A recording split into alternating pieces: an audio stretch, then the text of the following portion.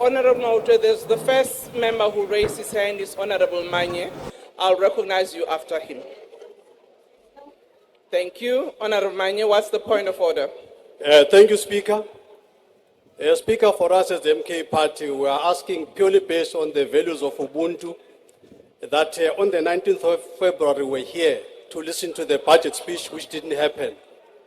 We think that the minister will be within the values and the realm of Ubuntu for him to apologize to this House for making us come here for nothing, and must also apologize to the people of South Africa which we represent here, that that day did not happen. So we're asking that that apology must happen. And also, Speaker, we also want to ask the minister to take this House into his confidence to say what exactly caused him not to table the budget speech on the 19th. Thank you, Speaker. Thank you, Honorable Mautre. Minister, you can take your seat. Minister, you can take your seat. I'll recognize the EFF. Yes, Thank Honorable you, Member. Speaker. Speaker, I was looking at the time when you sat on that chair. It was exactly 3 minutes past 2. The House sitting is scheduled to start at 2. So, Speaker, you were late. All of us were here. The honorable thing for you to have done was to apologize for coming late and explain why you actually came late. So please, we request you to apologize for coming late and tell the country why you arrived late in this sitting that you have called yourself. Thank you.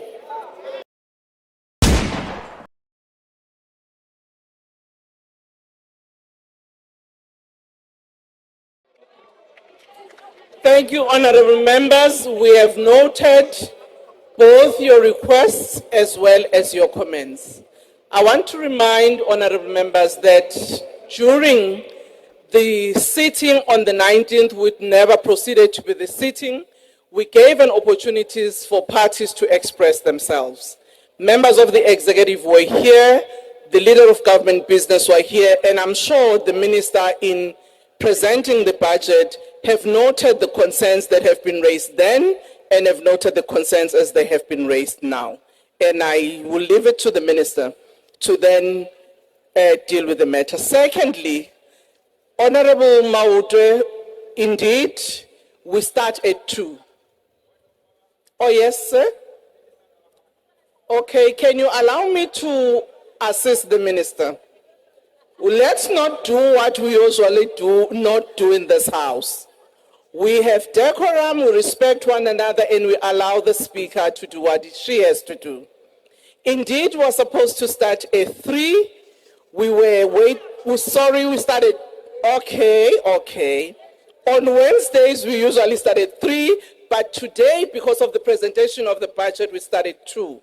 We do apologize because there were a bit of, people here on the aisle, which the Sergeant at Arms was trying to remove. I was here before 2 p.m.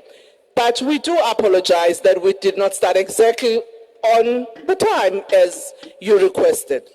And all of us know that last time we had a not so kind dress rehearsal for a budget which will now be presented, but we are now asking the Minister of Finance.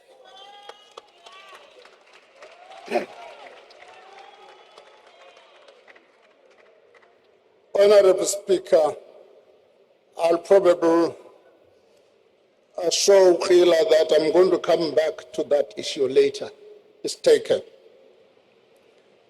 Honorable Speaker, Literate, Chairperson of the National Council of Provinces, Refula Mtsweni Tsipane, Deputy Chairperson of the National Council of Provinces, Les Govender, His Excellency, the President of the Republic of South Africa, Cyril Ramaphosa, Honorable Deputy President Paul Mashatile, Cabinet colleagues, members of the Executive Council for Finance, honorable members, Governor of the South African Reserve Bank, Commissioner of the South African Revenue Service, fellow South Africans. Just before, I'm going to come back to that point, Vula. I have the honor to table the following documents before this House.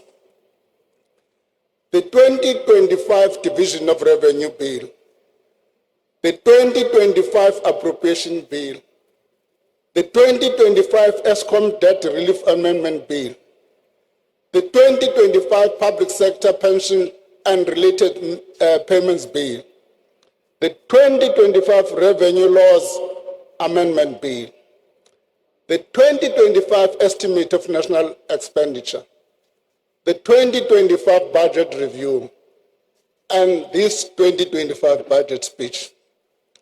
Just on a lighter note, Madam Speaker, let me first, before going on that lighter note, take the point raised by Honorable Manyu.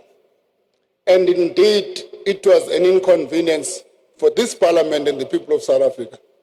And indeed, we owe this Parliament an apology. And we owe the people of South Africa an apology. No doubt about that. We didn't like the postponement.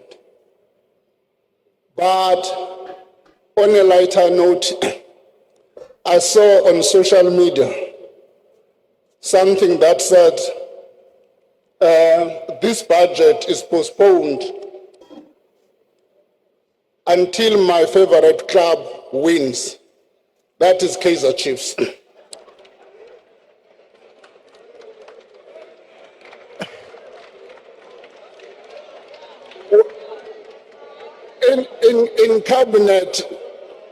In cabinet, when I made this point, Dr. Ramkhopa wrote me a piece of note and said, "No, this budget will never be tabled." And Honorable Gigawa said, "Hey, these people are putting the country in crisis because this budget will never be tabled." Now, let me go back to the postponement, as I've apologized. Go back to the postponement and say the postponement of the tabling of the budget 3 weeks ago was a regrettable, but perhaps an understandable feature of multi-party governance. It is also a sign of some of the difficulties associated with a multi-party democracy. But what is positive is that the delay has stimulated an unprecedented level of public debate about the difficult policy trade-offs we as a nation face. A vital debate about which policies to fund and how to fund them, about which priorities to pursue now and which ones we may need to delay in the context of unlimited resources. As much as the debate has been dominated by the proposed increase to value-added tax, the bigger debate must be about how we grow the economy for the benefit of all South Africans. A bigger, faster-growing economy and the larger fiscal resources that comes with it would give us more fiscal room to meet more of our developmental goals. But the truth is that our economy has stagnated for over a decade. In that time, GDP growth has averaged less than 2%, far below the level required to meet our expanding list of needs. In 2024, the economy grew by only 0.6%. Over the medium term, GDP growth is projected to average 1.8%. To meet our goals of redistribution, redress, and structural transformation, the economy needs to grow much faster and in an inclusive manner. This is the central objective of the current administration. Today's budget proposes a bold and pragmatic approach to achieve this formidable task. It calls for macroeconomic stability supported by sound fiscal policy, for the deepening of structural reforms to remove the obstacles to growth and job creation, and for scaling up infrastructure to unlock the productive capacity of the economy while building a capable, state that supports all these efforts. The budget remains committed to a balanced fiscal strategy. As projected in the 2024 medium-term budget policy statement, a budget primary surplus of 0.5% of GDP will be achieved in the 2025, and this will grow to 0.9% in 25-26. Government debt will stabilize at 76.2% of GDP in 25-26, while the consolidated budget deficit also narrows to 3.5% by 27-28. Madam Speaker, as debt stabilizes, a growing surplus will enable the government to reduce debt service cost as a proportion of revenue. Some of these savings will be used to build up fiscal buffers that we need as protection against future economic shocks. Shocks like the COVID-19 pandemic and other uncertainties stemming from the rising geopolitical tensions and the global economic ramifications thereof. Debt service costs will amount to 389.6 billion in the current financial year. This translates to 22 cents of every rand we raise in revenue. It is more than what we spend on health, the police, or basic education. We must reverse this trend and prevent the cost of debt from taking away resources that could otherwise be spent on our pressing social needs or to invest in growth. In this regard, our fiscal strategy stabilizes debt service cost as a percentage of revenue in 24-25 by maintaining a primary budget surplus. The Eskom debt relief arrangements are also effective and contribute to improved fiscal position. Eskom is now in a much better fiscal position than in 2023 when the debt relief was originally announced. As a result of these improvements, we have decided to simplify the final phase of the debt relief package. The last 70 billion debt takeover will now be replaced with a 40 billion in 2025-26, 10 billion in 28-29. This will result in a saving for the government of about 20 billion rand. Honorable members, these fiscal improvements are important milestones on our path to fostering a stable macroeconomic environment. That is a prerequisite for a higher level of growth. That strategy to achieve faster growth remains anchored in the following 4 pillars: maintaining macroeconomic stability, implementing structural reforms, improving state capacity, and accelerating infrastructure investment. Maintaining macroeconomic stability inclusive of prudent fiscal policy promotes stable prices, lowers interest rates, and enhances the country's resilience to external shocks. This creates a conducive environment for investment. Implementing structural reforms removes impediments to growth and creates a solid foundation for a higher and sustained economic growth. Madam Speaker, it was out of this realization that economic growth and fiscal stability are mutually reinforcing that Operation Vula was formed as a joint venture between Treasury and the Presidents to fast-track the implementation of the structural reforms. Its objective were to stabilize the supply of electricity, create a competitive and efficient freight logistics system, reduce the cost of and improve the quality of digital communication, ensure a stable quality supply of water, reform the visa regime to facilitate skilled immigration and support tourism.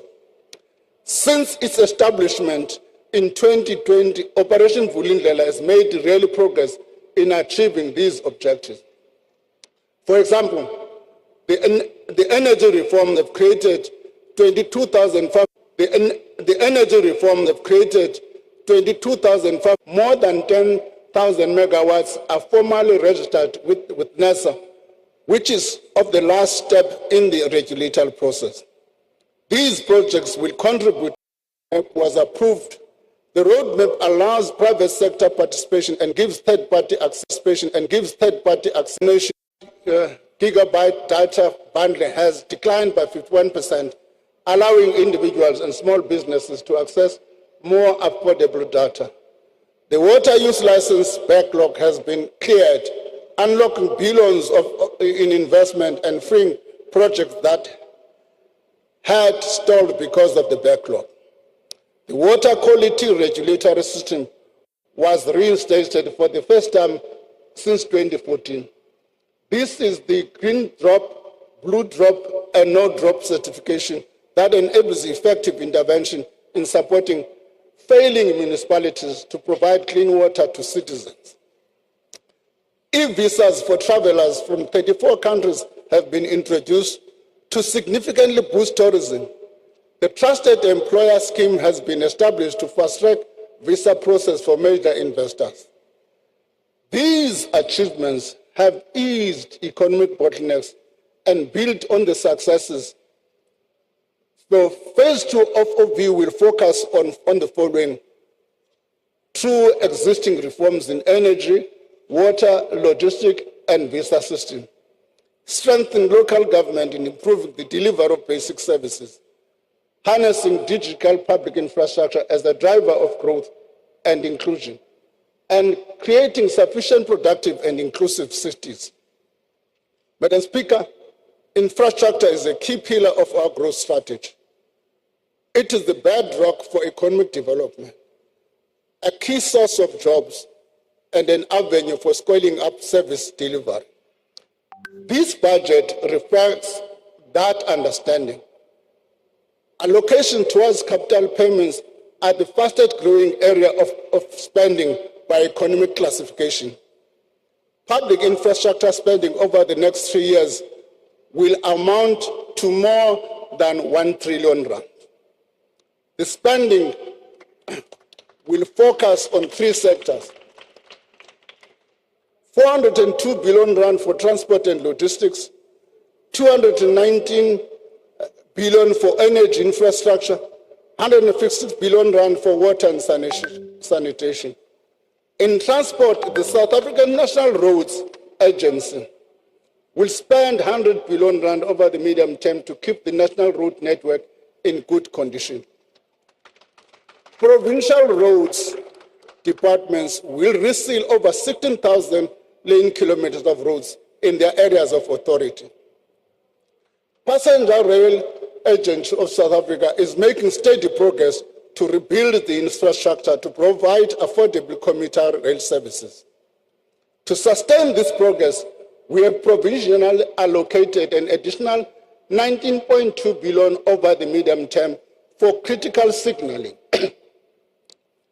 This will enable commuters from areas such as Mamelodi, Wamashu, Motherwell, Khayelitsha, Naledi, to name but a few,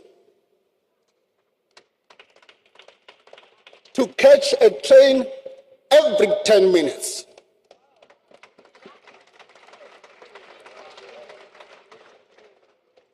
To get to and from work, and significantly reduce the money that lower-income households spend on transport. Let me pause and show an example. Let me pause. The World Bank has produced a report. People tend to be selective when they read the right report. They don't read what they don't like. What that report says is that rand for rand, if you had to compare a worker from South Korea and a worker from South Africa, rand for rand, the South African worker gets lesser disposable income than the South Korea. The explanation is cost of transport.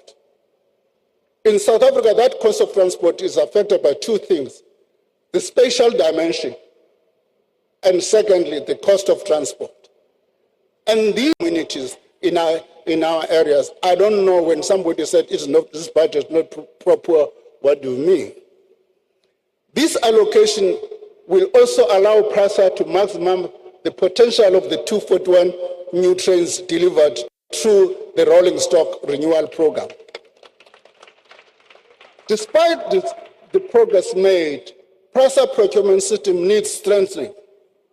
The management of the unit of the entity has already instituted measures to strengthen their procurement weaknesses. This includes getting support from the National Treasury to build capacity and mitigate risks, and undertaking live audits for larger procurement projects. In the water sector, we're investing in several large-scale dam projects that are ramping up or entering construction. The Mkomazi project is expected to commence construction in November 2027, transferring water into the Mngeni water supply system. This will increase the total capacity of the system to 5 million households in eThekwini and 4 district municipalities in KwaZulu-Natal. The Bag Bill augmentation scheme is expected to start in July 2026. The project will improve the Western Cape's water supply system, improving regional water security while reliably supplying domestic, agricultural, and industrial water users. To further accelerate infrastructure delivery and effectiveness, we are continuing reforms to facilitate greater private sector participation, capital budget reform, and alternative infrastructure financing. The new regulations for public-private partnerships have been finalized and will take effect on the 1st of June 2025.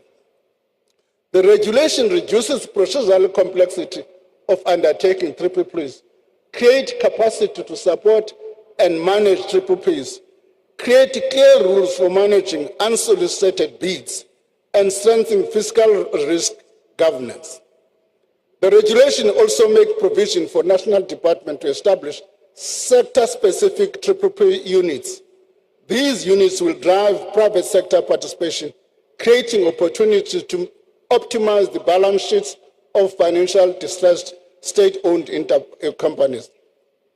The Department of Transport and Transnet will engage the market on PSP projects in the following areas: the iron ore, chrome, coal, and manganese lines, expansion and automation of the ferrochrome and magnetite terminal at the port of Richards Bay, the container and automotive sectors, including the potential designation of the South African container port system as a regional transshipment hub for major shipping lines, and establishment of independent rolling stock leasing company.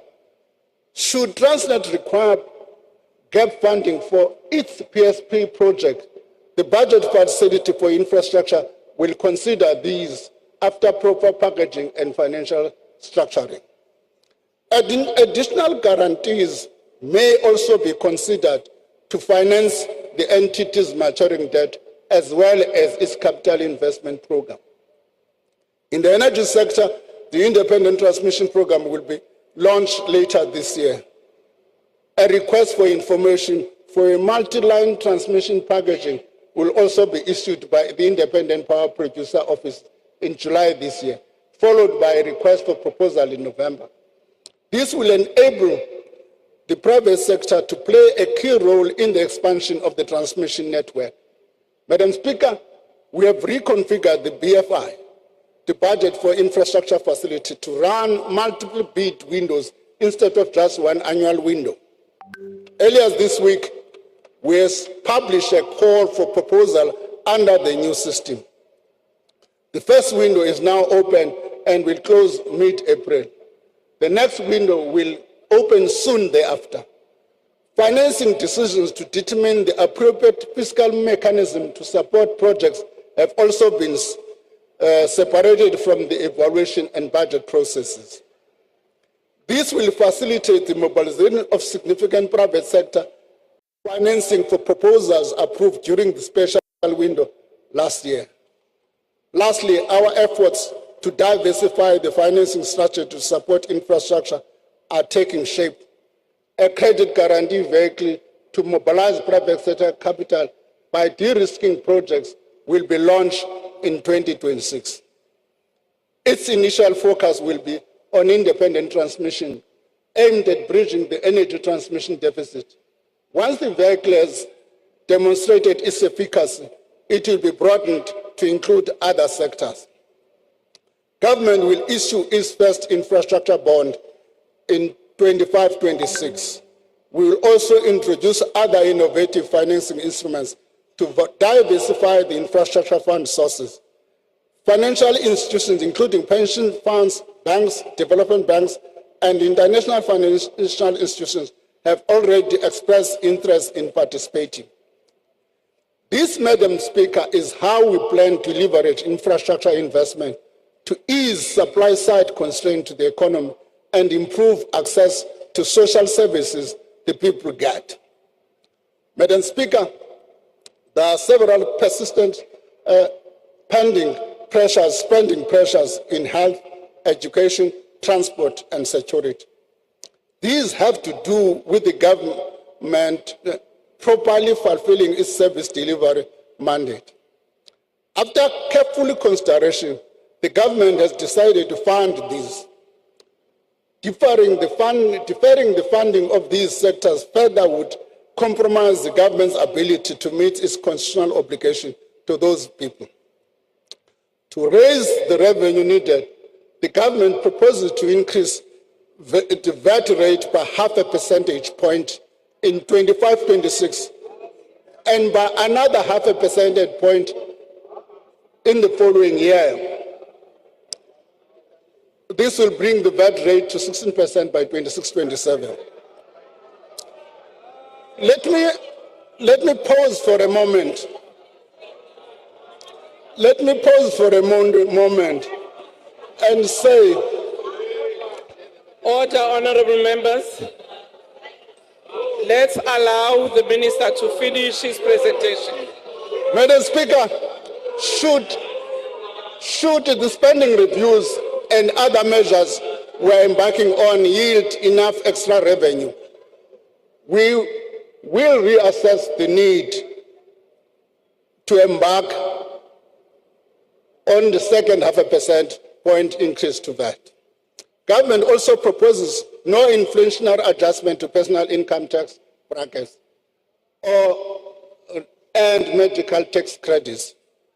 These measures will raise 28 billion in additional revenue in 25-26 and 14.5 billion in 26-27. Madam Speaker, this decision was not taken lightly.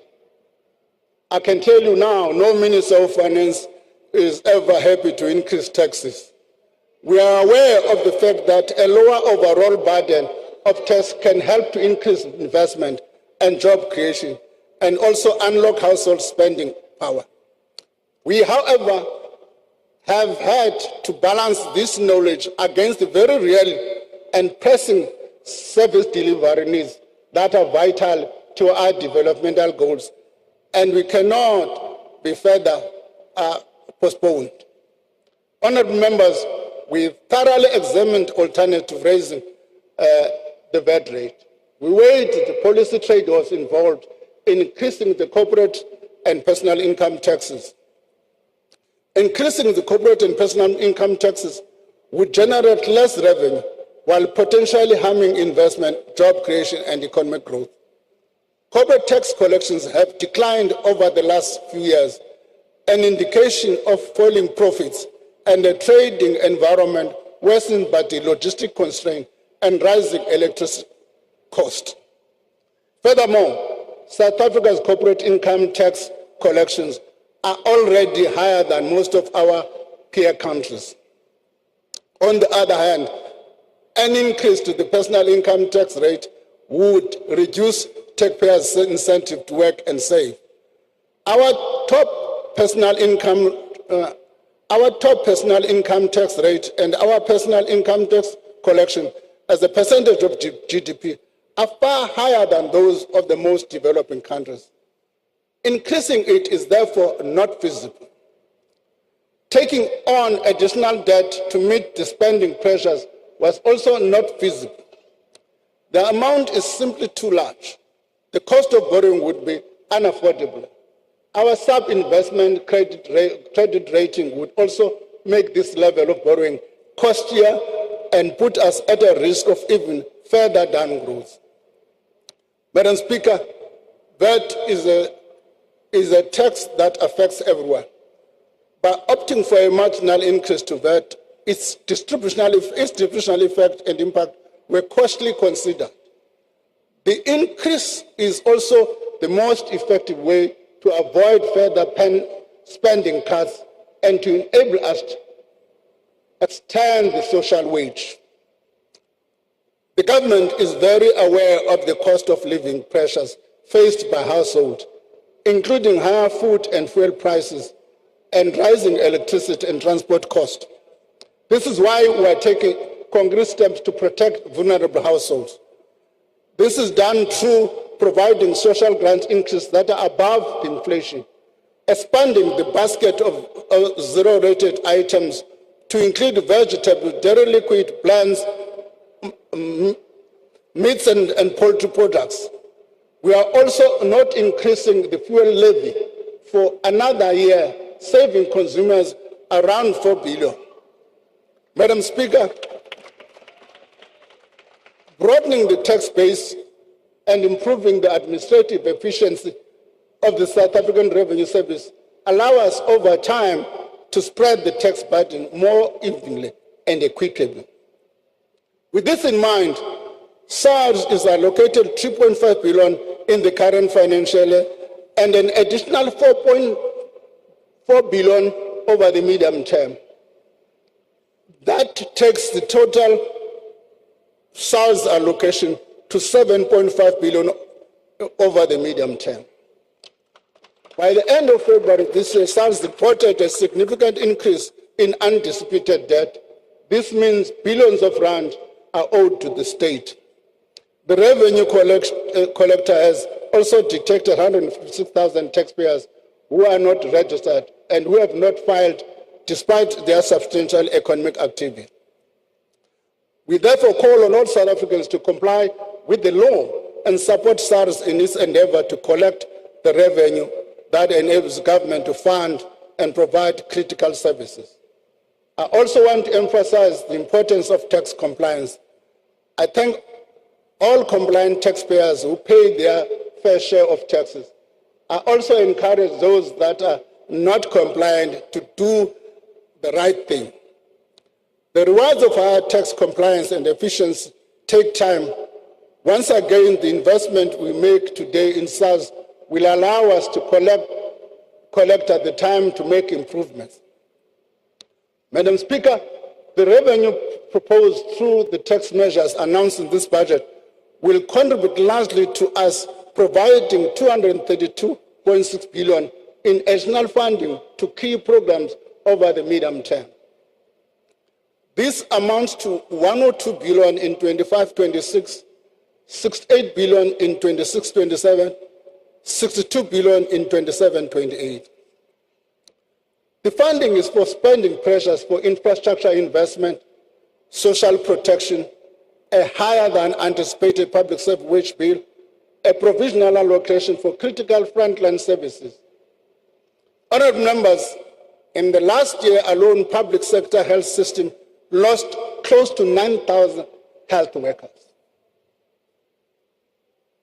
We did not have enough money to retain or replace them, even after reprioritizing funds budgeted for consumables and medicine.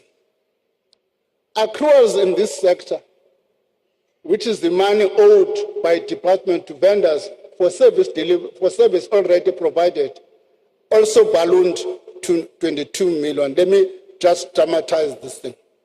How it works is that in a Department of Health in a province,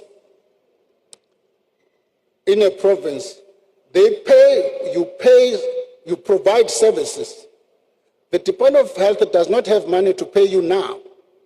They are going to wait for April. In April, they pay you with the new money for the previous year.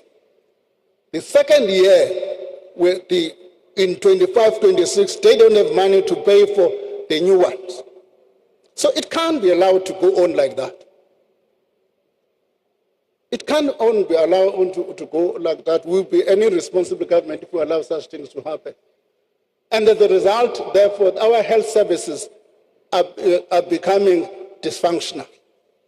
This means that the money allocated to departments ends up paying for previous year services and goods rather than for the current needs, setting off a vicious cycle of budget shortfalls, unpaid invoices, and a crisis in cash flow and the planning and the predictability of budgets.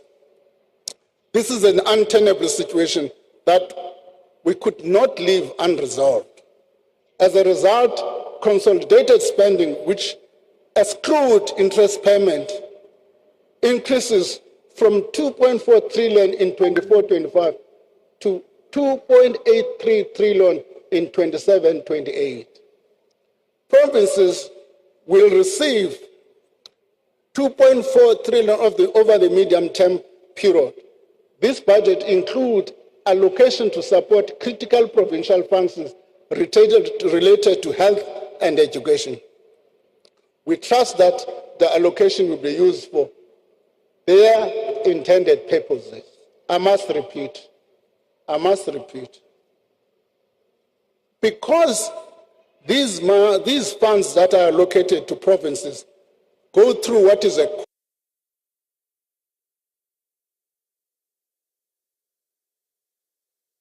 part of the equitable share, the decision to divide that money and allocate becomes a provincial one.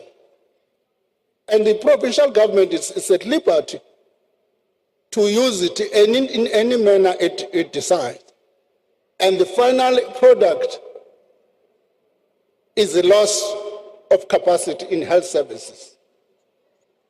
The local government equitable share, as the national are ready to take the lead to improve effectiveness and efficiency of spending, we will, together with the president, undertake an audit of ghost workers, starting within in national and provincial departments. Use the ongoing detailed review of labor market activity provision and public employment program to consolidate and rationalize to reduce duplications and improve operational efficiency across more than 100 active labor market programs in over 20 public institutions.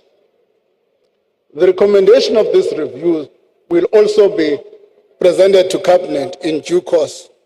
The entire public employment ecosystem.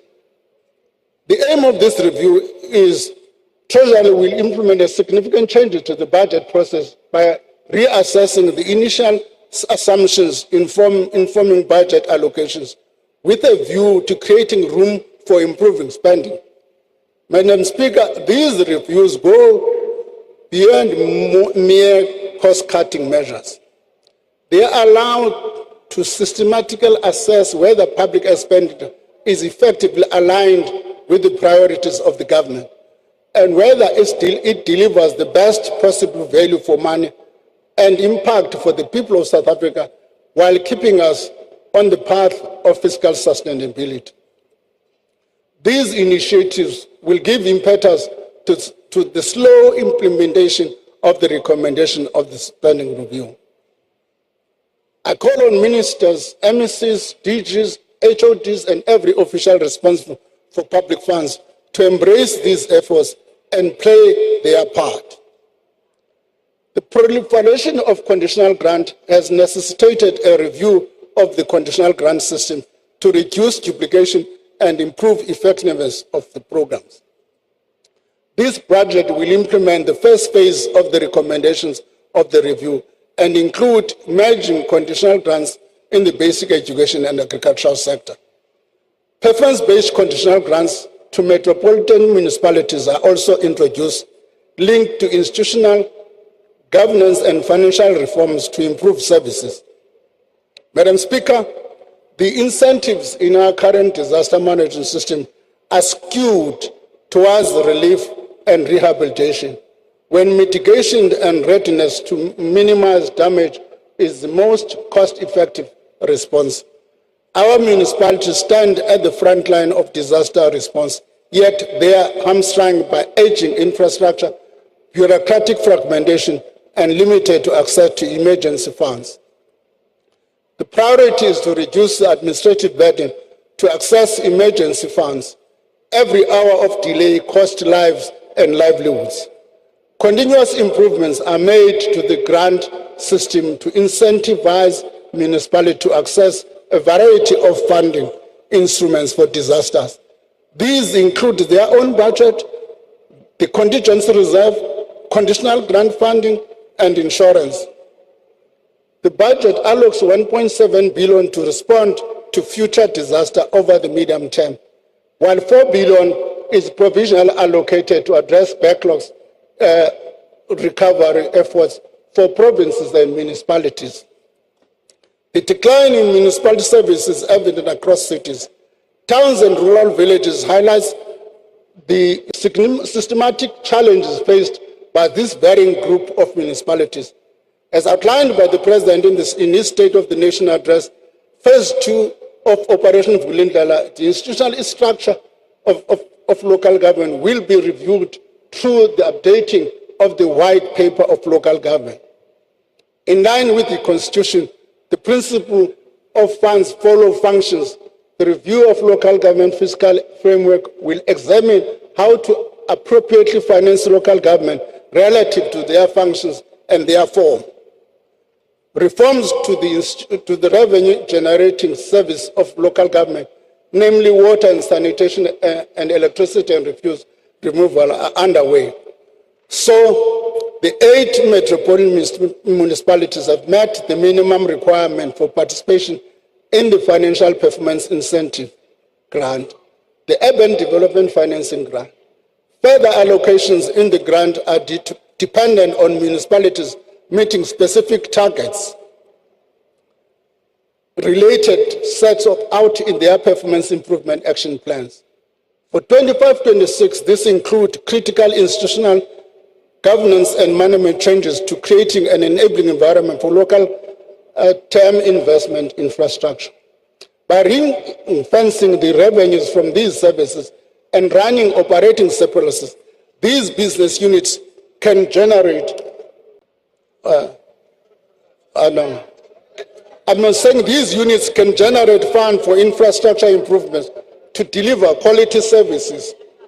Madam Speaker, in conclusion, allow me to reiterate that through the policy choices we have made and the carefully targeted allocations we are proposing, the public institutions should be in a better position to continue delivering much needed services. This budget reflects our collective efforts to chart a path through difficult times to prosperity. It represents a vision of future and realistic assessment of the present, as well as the options available to us right now. This vision can only be achieved by making difficult but considered policy choices, choices that weigh up trade-offs and commit to a way forward. Honourable members, this budget is the product of a combined and careful consideration of the Cabinet of the Government of National Unity. Despite some minor disagreements, I must confess, that has done the difficult and necessary work of assessing the alternatives open to us at the current conjuncture in our growth journey.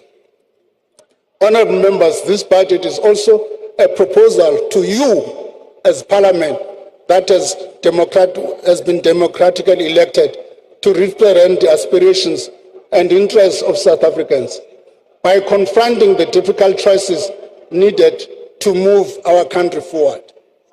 It is in this spirit that I draw to the words of the Pan-African leader Amar Kabar, who advises us, always bear in mind that the people are not fighting for ideas, but for things for things in anyone's mind. Order. They are fighting Members. to win material benefits, to live better and in peace. and to see their lives go forward to guarantee the future of their children. The policy choices proposed here are about achieving these material benefits. They are about moving South Africa and all South Africans forward into a better, more prosperous and equitable future. Speaker, as I close, allow me to express my deepest gratitude to the President and Deputy President for their counsel, their support, and for their leadership, in particular in this difficult budget. Thank you also to the Deputy Ministers of Finance and the excellent National Treasury team led by the Director General. Thank you to the Commissioner for the South African Revenue Services and the Governor of the South African Reserve Bank for their astute stewardship of these two key institutions. Thank you to my Cabinet colleagues, the Ministers' Committee in the Budget, and the Budget Council who share the heavy load of the tough decisions that must make to maintain this sustainability of our public finances. To the Parliamentary Standing Committees of Finance, Appropriation and Public Account, I express my sincere appreciation. And of course, out of this threat, without the support of my wife and my family, it would not have been as easy as it would as from Momchawe that I've been able to withstand, who continue to entrust their aspiration to us. I thank you. Thank you, Honorable Minister.